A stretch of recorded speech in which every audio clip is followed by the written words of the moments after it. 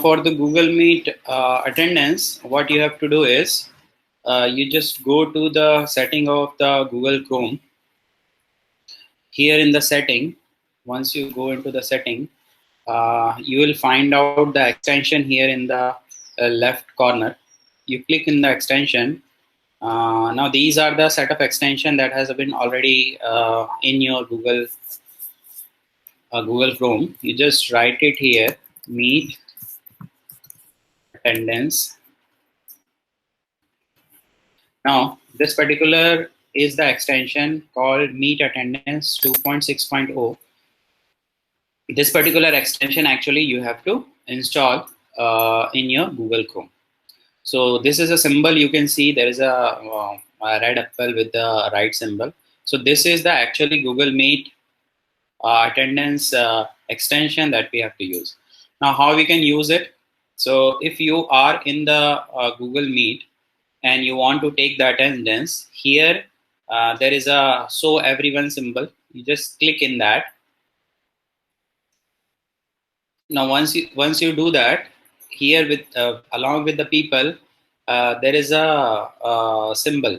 There is a right symbol where it is written.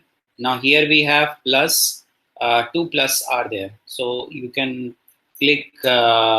This will create the separate Excel file and store the separate file in your Google Drive. And this will add the attendance in the already existing Google Drive. So we are going to create a new one. So just click this particular symbol here, and this will add it to the Google Drive. So you just allow the Meet attendance where you want to store, in which particular Google account you want to store. Let's go to the Google Drive and see the attendance came or not. So here if you'll see, this is the attendance that we have just created that has been came, and these are the attendance that I have already taken from the previous meeting. So if I'll click any of the attendance, you can see it is in the form of Excel sheet, and you can download this particular Excel sheet if you want.